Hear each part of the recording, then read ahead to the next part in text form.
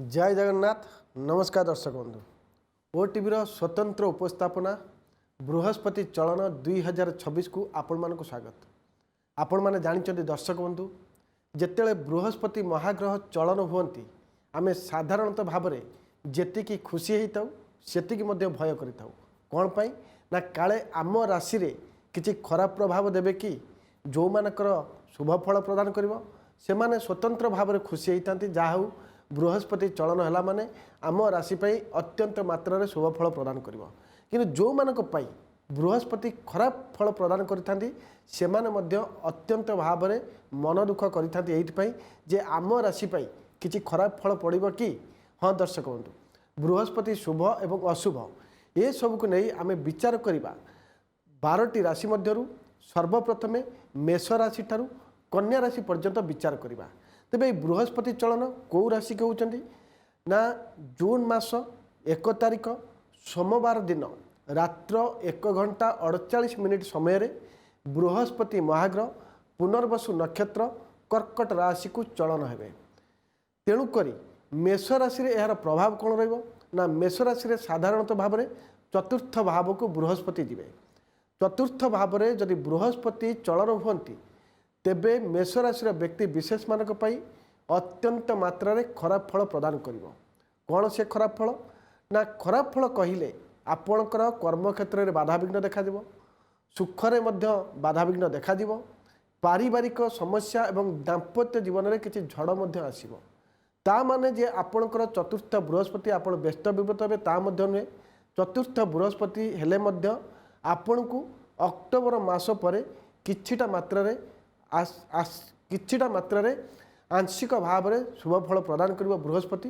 किंतु जो मानकर मेष राशि से माने चतुर्थ बृहस्पति पाई प्रतिकार स्वरूप कौन करेंगे ना प्रतिदिन मथारे हलदी टीका लगाइबे एवं प्रति गुरुवार दिन वैज्येष्ठ ब्राह्मण एवं वैज्येष्ठ गुरुजन मानकर एवं बापा माँ मानकर पाद छुई जदि आप प्रणाम करती तेबे बृहस्पति जो प्रभाव आपण प्रति खराब फल दबा कथा ता दब नाई, ता शुभरे ही परिणत हम। तेणुक आपण मैंने जमारू व्यस्त विव्रत हेबे नाही। तेबे परवर्ती राशि जानिबा। तेबे परवर्ती राशि वृष राशि। वृष राशि व्यक्ति विशेष मानक पई बृहस्पति तृतीय भाव में चलन हेबे। वृष राशि जेतेले तृतीय भाव में बृहस्पति चलन हेबे वृष राशि पई अत्यंत मात्रा रे पीड़ा देबे। कहीं ना तृतीय बृहस्पति शुभ फल देवे नाही। तेणुक जो व्यक्ति विशेष मानकर वृष राशि से माने टिके जगी रखी चलिए। कौन जगी रखी चलिए ना जो मानक पाखु आपण किसी अर्थ आनी धार आकार में ताहाको आपण चेष्टा करंतु सुझी देबा पई एवं आपणकर निज समय जेतु भल नथिबारु आपण चेष्टा करंतु ए बृहस्पति तृतीय बृहस्पति समय काहारी ठारू धार आणंतु नाही। कहीं ना ये धार पैसा को नहीं आपण अपमानित होबार संभावना रही। ता सहित कौन हम ना स्वास्थ्य जनित पीड़ा देखादेव। स्वास्थ्य जनित पीड़ा देखादेवा सहित जानवाहन में जो आप जावासवा करुँचे सावधान सहित जी नचेत असुविधार पड़ पारती। एवं ये तृतीय बृहस्पति आपण को जो शुभ फल दबा कथा तेरे प्रतिकार स्वरूप कौन करेंगे ना बृहस्पति जेतु सोमवार दिन रात्र 1 घंटा 48 मिनिट चलुँच आपण से सोमवार दिन हलदिया खेचड़ी खाइबे। जदि पारिबे 2 तारिख मंगलवार दिन मध्य बिना पियाज रसुणर आप खाद्य खाइबे। एमतीक हलदिया खेचड़ी खाइले आहुरी मात्रा अत्यंत मात्रा शुभ फल प्रदान करिवो। तेबे परवर्ती राशि मिथुन राशि। मिथुन राशि व्यक्ति विशेष मानक पाई बृहस्पति आगरू अशुभ फल प्रदान करुथिले जेहेतु जन्म बृहस्पति थिले। किंतु जून 1 तारिख ठारू मिथुन राशि व्यक्ति विशेष मानक पाई द्वितीय भाव को बृहस्पति चलन हेबे। द्वितीय भाव में बृहस्पति चलन हेले अत्यंत मात्रा सुख प्रदान करेंगे। जहाँ चाहिए आपण ताहा ही करें। आपणकर बहु दिन अटकी थिबा कार्य ता पूर्णांग हेबो। मांगलिक कार्य मध्य पूर्णांग हेबो। जो माने अविवाहित थिले सेमानकर मध्य विवाहर हो पारिबो। एवं जो घर करुथिले आपण अर्थ पाई अधारे अटकी रही जाइतिला से घर बा जेकोसी कार्य ताहा मध्य ये बृहस्पति जो द्वितीय भाव को जाऊँगी ताहा आपण बहुत शीघ्र पूर्णांग करें। तेणुक मिथुन राशि व्यक्ति विशेष मानक पई अत्यंत मात्रा रे खुशी प्रदान करेंगे द्वितीय बृहस्पति।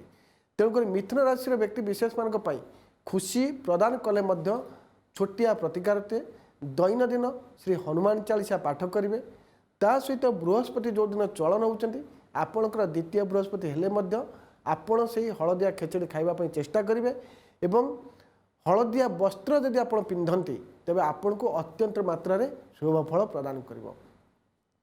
कर्कट राशि व्यक्ति विशेष मानक बृहस्पति जन्म भाव में परिचालित हे जन्म भाव में गोचर करेंगे। आमे कहीलु जे पुनर्वसु नक्षत्र कर्कट राशि को बृहस्पति चलन हे जन्म बृहस्पति चलन हे। समस्ते जानते दर्शक बंधु कर्कट राशि रे बृहस्पति उच्च स्थान रे थांती बा उच्च फल मध्य देई थांती जेहेतु कर्कट राशि रे बृहस्पति उच्च भाव में रही किंतु उच्च स्थान रे थिले मध्य शुभ फल देवे निश्चित किंतु जेहेतु जन्म बृहस्पति टिके स्वास्थ्य जनित पीड़ा देखादेव कर्म क्षेत्र को नहीं गुप्त शत्रु वृद्धि हो पारती एमती कि आपण को कौन असुविधार पकेबार मध्य संभावना रही ता माने आपण जमार व्यस्त विव्रत हूँ ना जे जन्म बृहस्पति अधिक मात्रा किसी खराब हो जन्म बृहस्पति खराब फल प्रदान कले मध्य जेहेतु कर्कट राशि बृहस्पति उच्च स्थान से आपण को किछिटा मात्रा रे आश्वस्ति मिल तेणुक कर्कट राशि व्यक्ति विशेष माने ये जन्म बृहस्पति समय टिके जगी रखी चलिए खाଇବା पीवा आपण जो खाऊंट ठीक टाइम रे खातु ठीक टाइम रे शुअंतु ठीक टाइम रे आपणकर कर्म करंतु एमती कि भगवान किछि समय दिन को मध्य काढ़ंतु आपण जेते व्यस्त विव्रत भितर मध्य थिले बा कर्म रे व्यस्त थिले मध्य भगवान पाखे गोटाए मिनिट 2 मिनिट 5 मिनिट आप समय काढ़ंतु भगवान किछि नाही दैनंदिन भाव में गोटे धला कागज रे लाल कलम रे श्रीराम श्रीराम 108 बार लिखंतु देखिए जो बृहस्पति जो जन्मर जो प्रभाव आपण पड़ा कथा अशुभ फल प्रदान करने कथा ता दब ना शुभ ही शुभ पाइपर।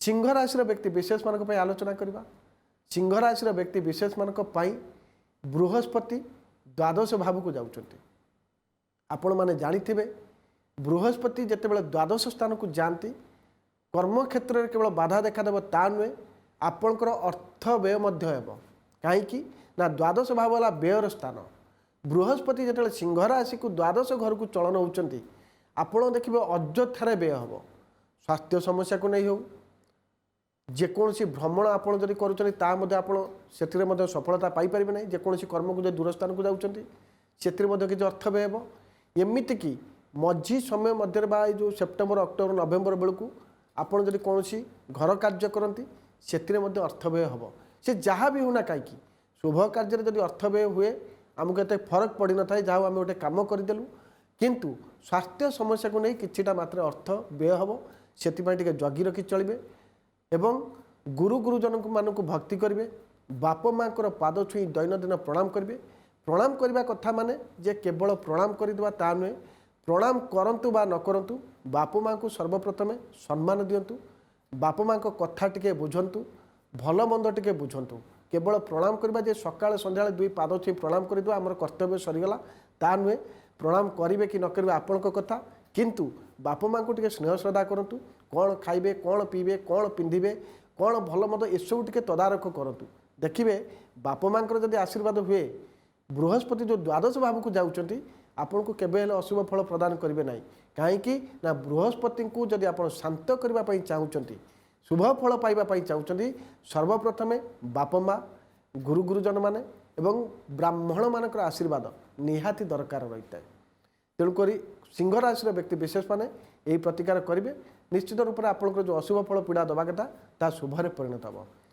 कन्या राशि व्यक्ति विशेष मानक बृहस्पति एकादश स्थान को चलन हे कन्या राशि व्यक्ति विशेष माने आगु बहुत क्षति सही किंतु जून 1 तारिख दिन ठारू अक्टोबर मास पर्यंत आप अत्यंत मात्रा खुशी पाइबे बा शुभ फल पाइबे कहीं ना बृहस्पति गोटे राशि रे 13 मास रहिले मध्य वर्ष ये जो जून मासरू अक्टोबर मास पर्यंत बृहस्पति कर्कट राशि रे रहउचंती तापरे जेतले कर्कट राशि रे रहिबा समय कन्या राशि रे व्यक्ति विशेष मानक पई एकादश रे फल प्रदान करिवे जहाँ आपण भाबिथिबे ताहा आपनको मिलिबो आपणकर आगुर जो पैसा अर्थ बाकी पड़ी थिला बारंबार से लोक पाखक दौड़ुले ता मिल पार नाला ये एकादश बृहस्पति जो आसुचंती ତାହା ଆପଣଙ୍କୁ ଅଚାନକ ଭାବରେ ଧନ ପ୍ରାପ୍ତି ହେବ ବା ଅଚାନକ ଭାବରେ ବାକି ପଡ଼ିଥିବା ଅର୍ଥ ଆପଣଙ୍କ ହାତକୁ ଆସିବ।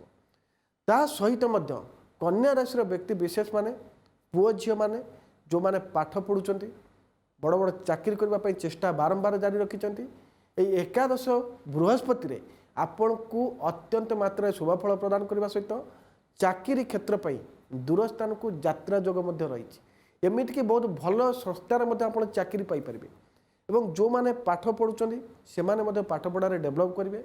ତା ସହିତ ଯେଉଁମାନଙ୍କର ବିବାହର ହୋଇପାରୁନଥିଲା ବୟସ ଗଡ଼ିଗଲାଣି ବୟସ ବଢ଼ିଗଲାଣି ମଧ୍ୟ ବାରମ୍ବାର ପ୍ରସ୍ତାବ ଆସୁଛି କିନ୍ତୁ ବିବାହର ସ୍ଥିରୀକୃତ ହୋଇପାରୁନି ଏହି ଏକାଦଶ ବୃହସ୍ପତିରେ ବିବାହର ସ୍ଥିରୀକୃତ ହେବ, ବୈବାହିକ ଜୀବନ ସୁଖମୟ ହେବ, ସନ୍ତାନ ପ୍ରାପ୍ତି ହେବ, ଯାନବାହନ ଗୃହ ଭୂମି ଏସବୁ ମଧ୍ୟ ଏହି ଏକାଦଶ ବୃହସ୍ପତିରେ କନ୍ୟା ରାଶିର ବ୍ୟକ୍ତି ବିଶେଷମାନେ କିଣିପାରନ୍ତି। ସବୁଠାରୁ ଆଉ ଗୋଟେ କଥା କହିବି, କନ୍ୟା ରାଶିର ବ୍ୟକ୍ତି ବିଶେଷ ମାନେ ପୂର୍ବରୁ ଟିକେ ସ୍ୱାସ୍ଥ୍ୟଜନିତ ପୀଡ଼ାରେ ଅଧିକ ମାତ୍ରାରେ କ୍ଷତି ସହିଥିଲେ କିନ୍ତୁ ଏହି ଏକାଦଶ ବୃହସ୍ପତିରେ ଯେଉଁମାନଙ୍କର ସ୍ୱାସ୍ଥ୍ୟ ପୀଡ଼ା ଥିଲା ସେ ସବୁ ଦୂର ହୋଇଯିବ। ତେଣୁକରି କନ୍ୟା ରାଶିର ବ୍ୟକ୍ତି ବିଶେଷ ମାନେ ପ୍ରତିକାର ସ୍ୱରୂପ କ'ଣ କରିବେ ନା ଯେହେତୁ ସୋମବାର ଦିନ ବୃହସ୍ପତି ଚଳନ ହେଉଛନ୍ତି ସେହିଦିନ ଆପଣ ହଳଦିଆ ବସ୍ତ୍ର ପରିଧାନ କରିବେ, ମଥାରେ ହଳଦୀ ଟୀକା ଲଗାଇବେ, ପାଖରେ ଖଣ୍ଡ ହଳଦୀ ରଖିବେ ଏବଂ ପ୍ରତି ଗୁରୁବାର ଦିନ ହଳଦୀ ମଧ୍ୟ ମଥାରେ ଲଗାଇବେ। ତା ସହିତ ସବୁଠାରୁ ଆଉ ଗୋଟେ ଛୋଟିଆ ପ୍ରତିକାରଟେ ଆପଣମାନଙ୍କୁ କହିଦେଉଛି ତାହା ମଧ୍ୟ କରିବେ। କ'ଣ ସେ ପ୍ରତିକାର ନା ଦୈନନ୍ଦିନ ଭାବରେ ଶ୍ରୀ ହନୁମାନ ଚାଳିଶା ପାଠ କରିବେ। ଶ୍ରୀ ହନୁମାନ ଚାଳିଶା ପାଠ କରିବା ସମୟରେ ସମ୍ମୁଖରେ ଗୋଟେ ପାତ୍ରରେ କିଛି ଜଳ ତୁଳସୀ ରଖିବେ। ଶ୍ରୀ ହନୁମାନ ଚାଳିଶା ପାଠ କରିସାରିବା ପରେ ରଖିଥିବା ଜଳ ତୁଳସୀକୁ ଆପଣ ନିଜେ ପିଇଦେବେ। ଆଉ ଯଦି ପାରୁଛନ୍ତି ପ୍ରତି ଗୁରୁବାର ଦିନ ଶ୍ରୀ ଜଗନ୍ନାଥ ମହାପ୍ରଭୁଙ୍କୁ କିମ୍ବା ଶାଳଗ୍ରାମ ଠାକୁରଙ୍କ ଉପରେ ଆପଣ ତୁଳସୀ ଚନ୍ଦନ ଅର୍ପଣ କରିବେ। ପ୍ରତିଦିନ ଓಂ ବ୍ରୁଂ ବୃହସ୍ପତେ ନମଃ ଏହି ମନ୍ତ୍ରକୁ ଜପ କରିବେ। ଦେଖିବେ ଆପଣଙ୍କର ଜୀବନରେ ଯେତେ ପ୍ରକାର ବାଧାବିଘ୍ନ ଥିଲା, ଯେତେ ଦୁଃଖ କଷ୍ଟ ଦେଇ ଆପଣ ଚାଲିଥିଲେ ସେସବୁ ଦୂର ହୋଇଯିବ ଏବଂ ଅତ୍ୟନ୍ତ ମାତ୍ରାରେ ଏକାଦଶ ବୃହସ୍ପତି ଆପଣଙ୍କୁ ଶୁଭଫଳ ପ୍ରଦାନ କରିବେ। ତେବେ ଦର୍ଶକ ବନ୍ଧୁ, ମେଷ ରାଶି ଠାରୁ କନ୍ୟା ରାଶି ପର୍ଯ୍ୟନ୍ତ ବ୍ୟକ୍ତି ବିଶେଷମାନଙ୍କର ଆପଣ ଜାଣିଲେ ଶୁଭ ଏବଂ ଅଶୁଭ। ପରବର୍ତ୍ତୀ ଆପଣ ମଧ୍ୟ ଜାଣିବେ ତୁଳା ରାଶି ଠାରୁ ମୀନ ରାଶି ପର୍ଯ୍ୟନ୍ତ ରାଶିର ଶୁଭ ଏବଂ ଅଶୁଭ ଫଳ, ଯାହାକି ଆପଣମାନଙ୍କୁ ଜ୍ୟୋତିର୍ବିଦ ଅଶୋକ ମହାପାତ୍ର ମଧ୍ୟ ସେ ବିଷୟରେ ବିଶେଷ ସୂଚନା ଦେବେ ଏବଂ ଆପଣମାନେ ଜାଣିପାରିବେ 12ଟି ରାଶି ମଧ୍ୟରୁ କାହାର ଠିକ୍ ରହିଲା କାହାର ଭୁଲ ରହିଲା। ଆପଣମାନଙ୍କୁ ଆମେ ଭୟଭୀତ କରିବା ପାଇଁ ଚାହୁଁନାହୁଁ। ଯେତେ ଦୁଃଖ କଷ୍ଟ ଆସିଲେ ମଧ୍ୟ ଆପଣଙ୍କର କର୍ମ ଠିକ୍ ରଖନ୍ତୁ, ଠିକ୍ ରାସ୍ତାରେ ଚାଲନ୍ତୁ, ଠିକ୍ ମାର୍ଗରେ ଚାଲନ୍ତୁ। ବାପା ମା ଗୁରୁ ଗୁରୁଜନ ବ୍ରାହ୍ମଣମାନଙ୍କ ପାଇଁ ସମ୍ମାନ ରଖନ୍ତୁ, ଅସହାୟ ବ୍ୟକ୍ତିଙ୍କୁ ସାହାଯ୍ୟର ହାତ ବଢ଼ାନ୍ତୁ। ଦେଖିବେ ଏସବୁ କରିବା ଦ୍ୱାରା ବୃହସ୍ପତିଙ୍କର ଯେତେ ଅଶୁଭ ଫଳ ଆସୁନା କାହିଁ ସବୁକିଛି ଦୂର ହୋଇଯିବ, ଶୁଭ ହିଁ ଶୁଭ ଫଳ ପ୍ରଦାନ କରିବେ। ତେବେ ରହୁଛି, ନମସ୍କାର, ଜୟ ଜଗନ୍ନାଥ।